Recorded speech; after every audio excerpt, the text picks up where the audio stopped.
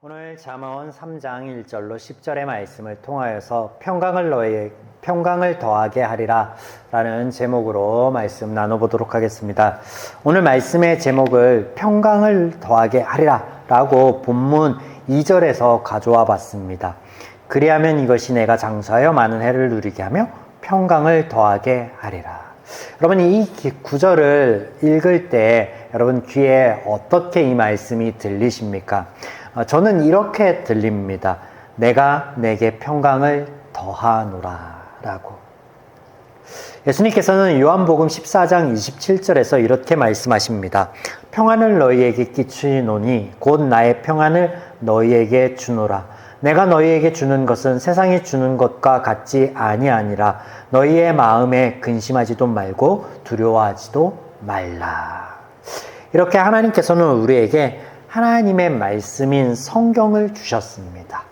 자, 왜 주셨는가? 그 이유를 생각해 보면 하나님께서는 우리가 하나님을 알기를 원하십니다.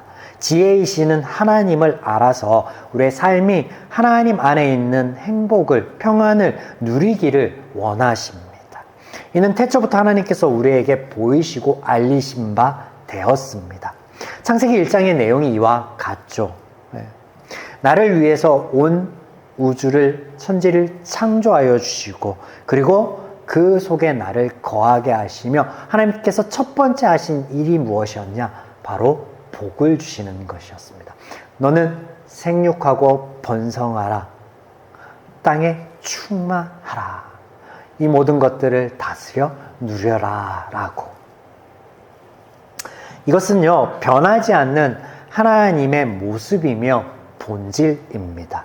이 하나님을 잊지 않고 염두에 두신다면 오늘 하나님께서 우리에게 말씀하시는 바 잠언서의 이야기는요, 참 재미있습니다. 이 흐름이요, 매우 조리 있게 또 그 하나님에 대하여 전하고 있음을 우리는 발견하게 됩니다.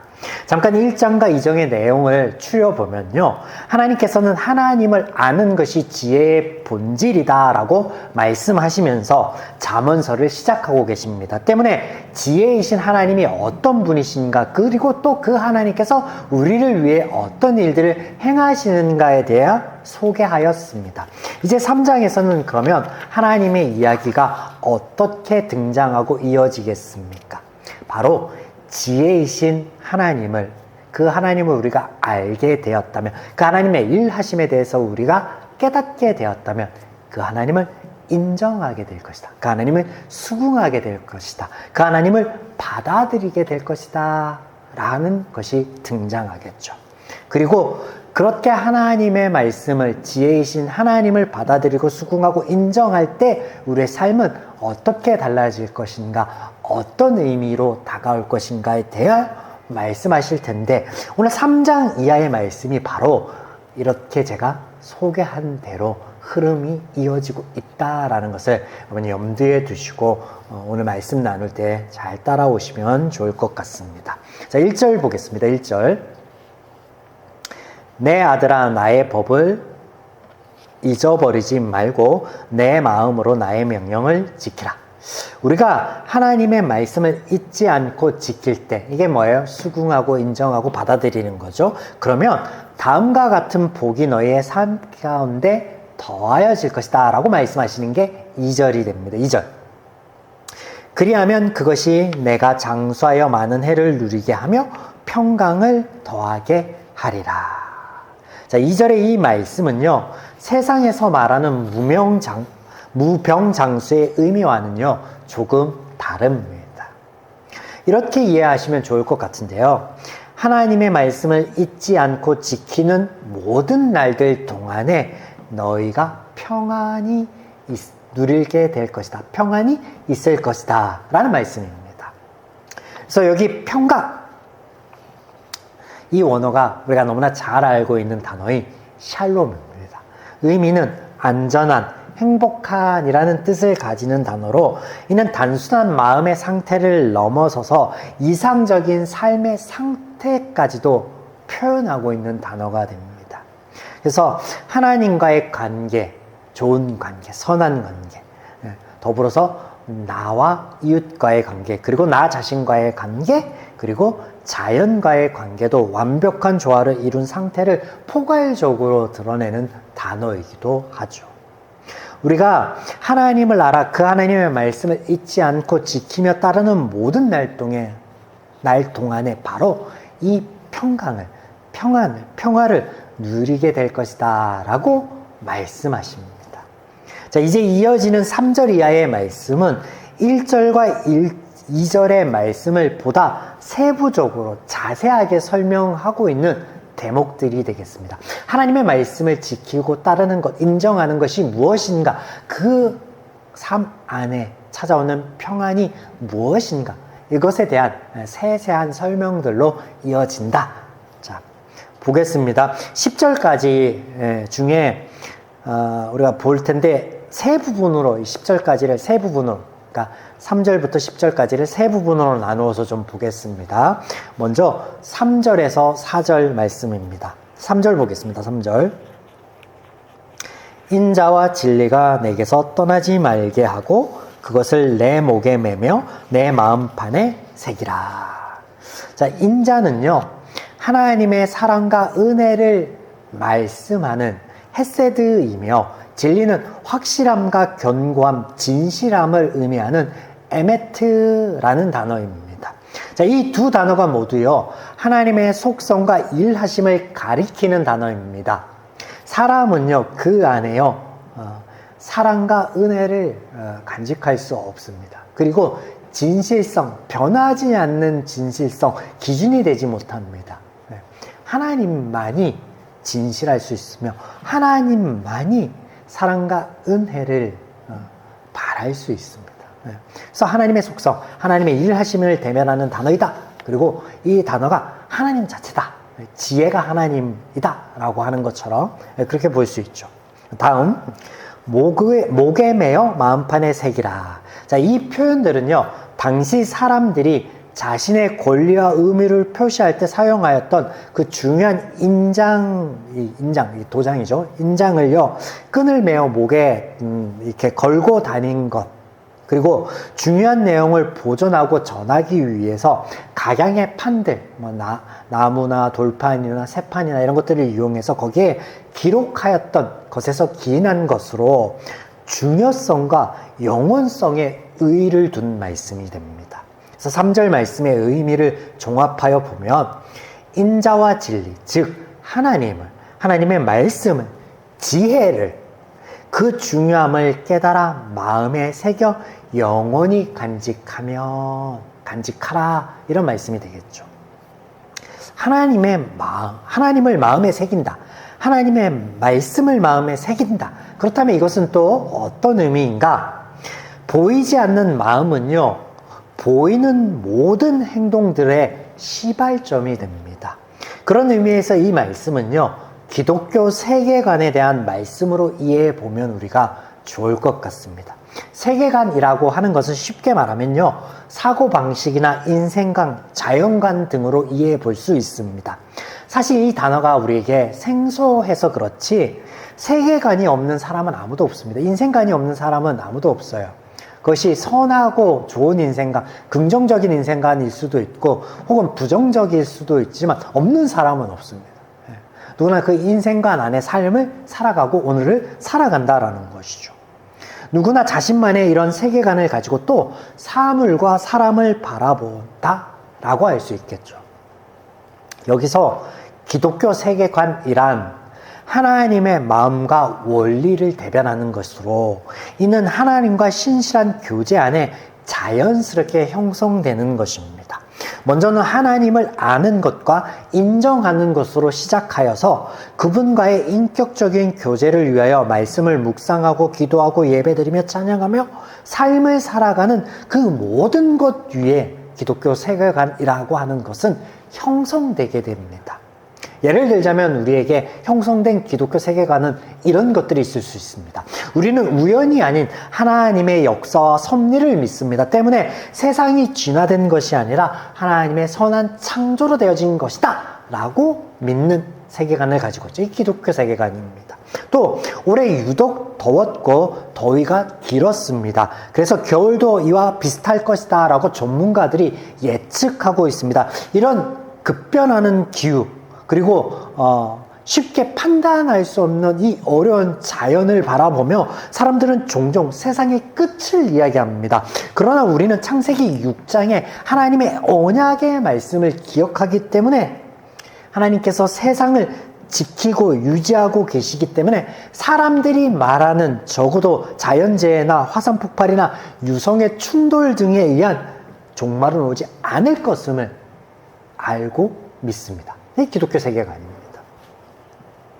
오늘날 많은 사람들이요, 성격 차이, 맞지 않는다는 이유로 많은 부부들이 헤어지고 있습니다.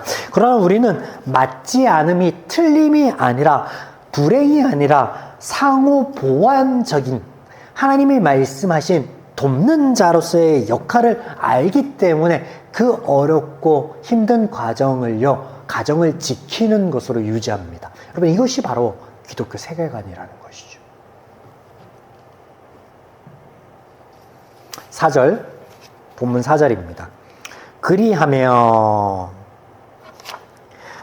내가 하나님과 사람 앞에서 은총과 귀중히 여김을 받으리라. 자, 오늘 본문 가운데 이 4절은요, 의역과 오역이 참 많이 있는 부분입니다. 그래서 직역하여서 제가 읽어드린 후에 단어들을 좀 풀어서 설명해 보도록 하겠습니다. 자, 4절은 그리고 은혜를 나타내며 선한 판단을 사람과 영적 존재 앞에 나타내라. 네, 이런 말씀입니다. 4절에는요, 원인과 이유를 나타내는 부사가 아닌 동사의 접속사가 결합된 형태의 단어로 시작되고 있으며 이 동사는 4절에서 유일한 동사입니다.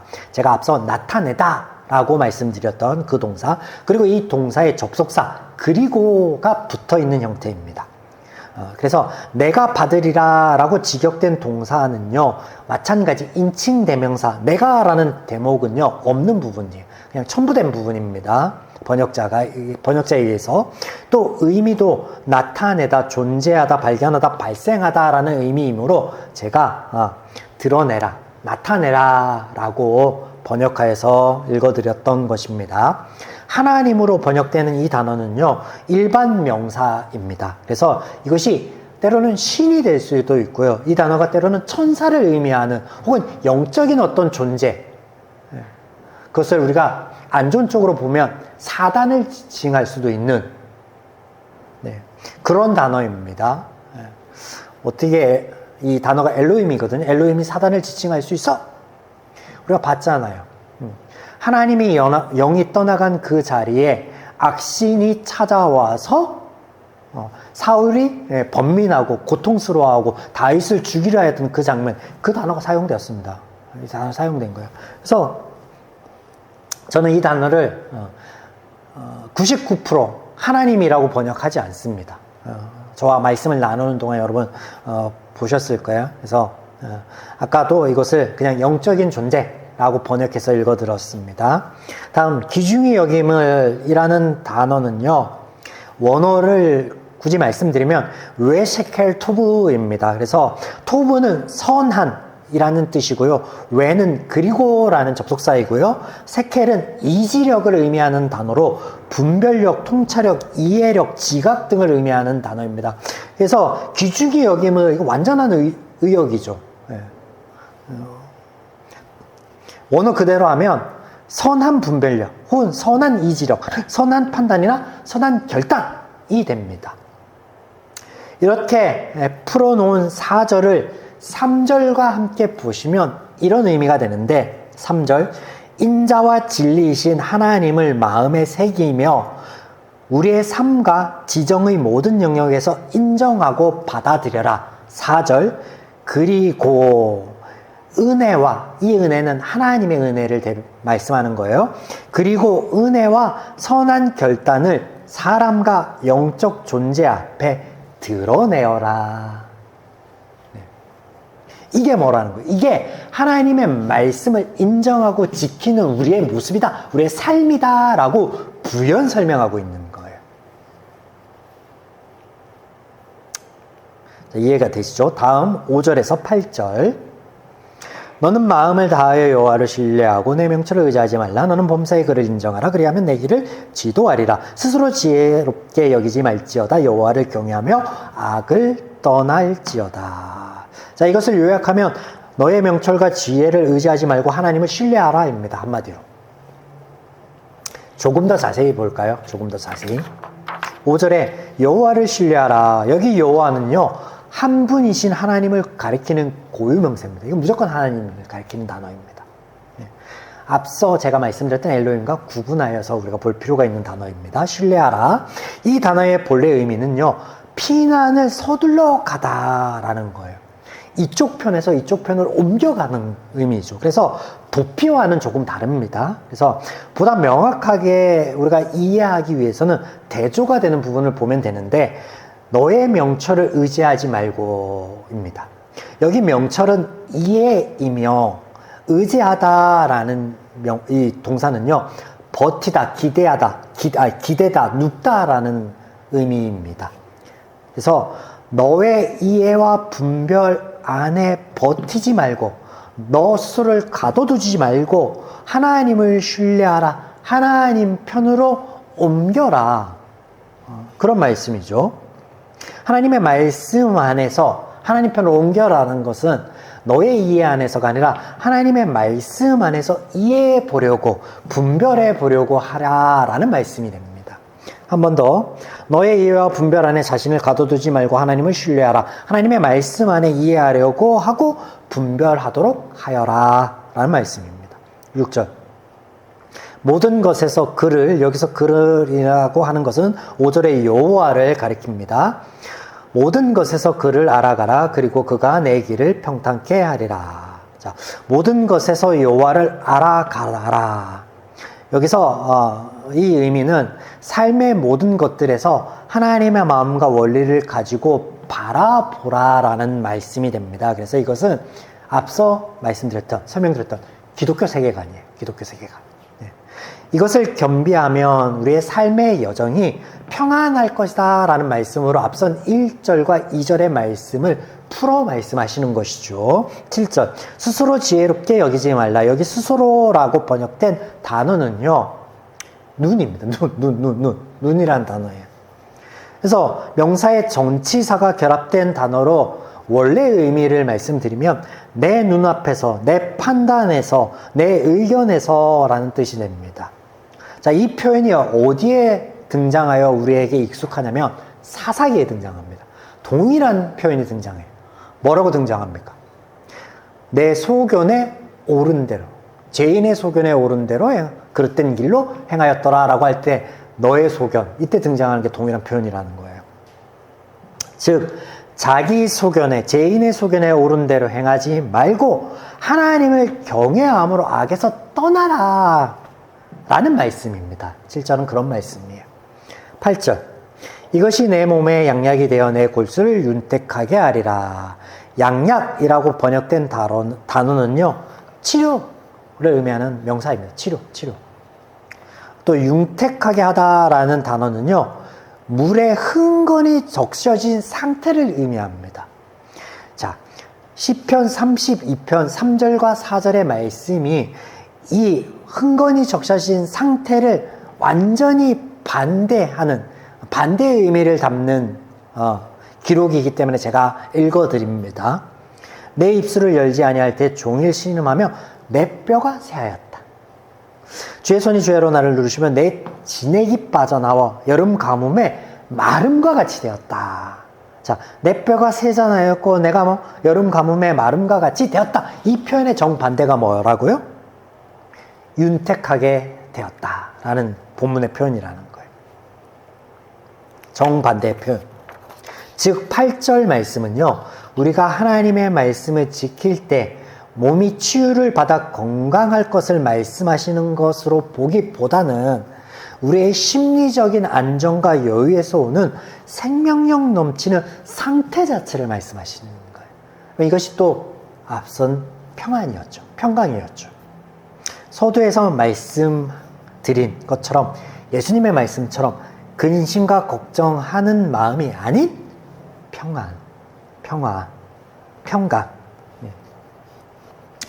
지금까지의 말씀을 정리하여 보면 하나님의 말씀을 잊지 않고 지키는 것 1, 2절의 말씀에 부연 설명으로 등장하는 말씀들, 첫째는 하나님과의 신실한 사귐 안에 하나님을 알아가고 인정하는 것으로 기독교 세계관을 갖는 것을 말씀하였으며, 둘째, 나의 이해와 소견의 오름이 아닌 하나님의 말씀을 따라 삶을 분별하고 결단하는 것, 이것이 하나님의 말씀을 따르며 지키고 하나님을 인정하고 하나님의 지혜를 받아들이는 것이다 라고 말씀하시는 거예요. 그러면 그 결과 우리의 삶이 근심과 걱정이 아닌 무엇이 채워질 것이다 라고 말씀하시는 거예요.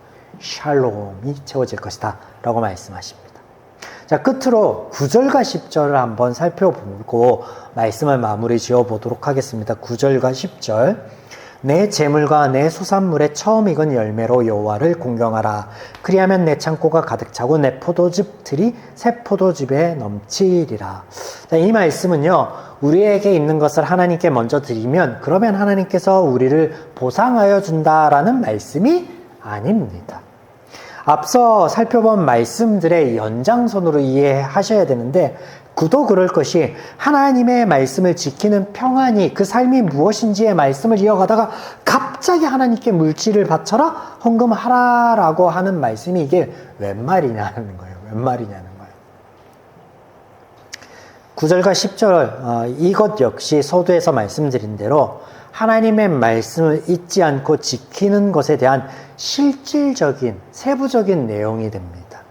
자, 공경하라라고 번역되는 단어는요, 이런 뜻이 아닙니다. 원어의 뜻은 무엇이냐면 무겁다라는 의미예요. 그래서 명령법으로 쓰여졌으니 이게 무엇이냐면 무겁게 하라, 즉 무게를 둬라라는 의미예요. 때문에 9절은요, 너의 재물과 너의 첫 소산물이 아닌 어디에 무게를 두라라는 거예요. 여호와께 무게를 두라라는 말씀이에요.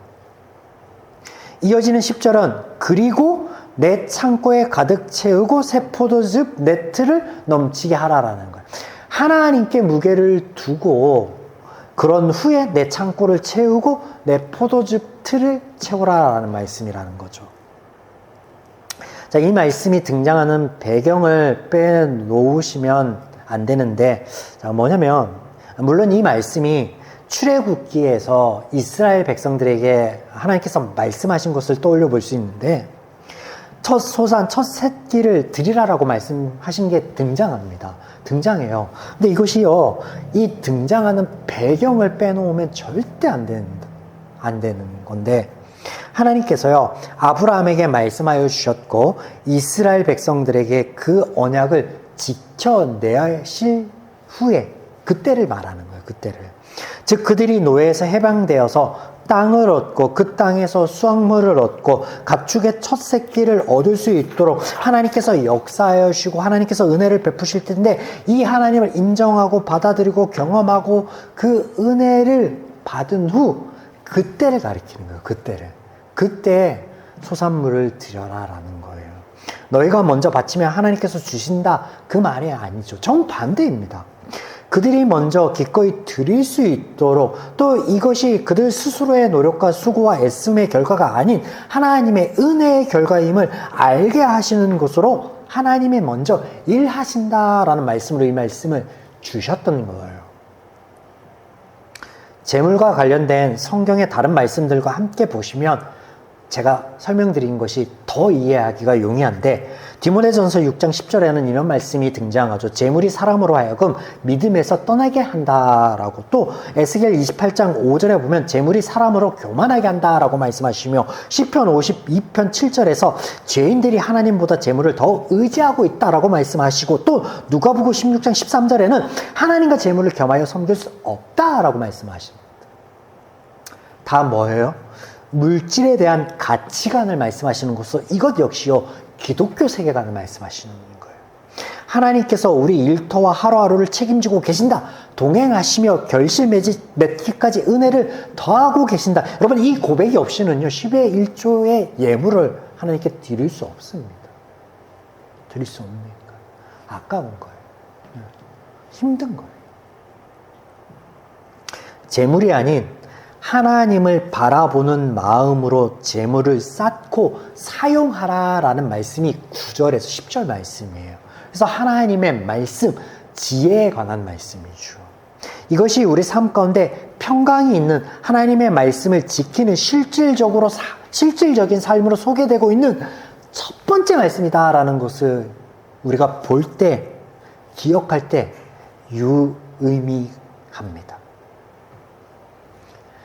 사랑하는 여러분, 하나님의 말씀 안에 있는 지혜의 소망을 두고 하나님의 평강을 누릴 수 있는 저와 여러분의 한 주의 발걸음이자 이 말씀을 붙들고 나아가는 우리의 맞이하는 10월 한 달의 모든 발걸음들이기를 주님의 이름으로 간절히 축원드립니다. 아멘.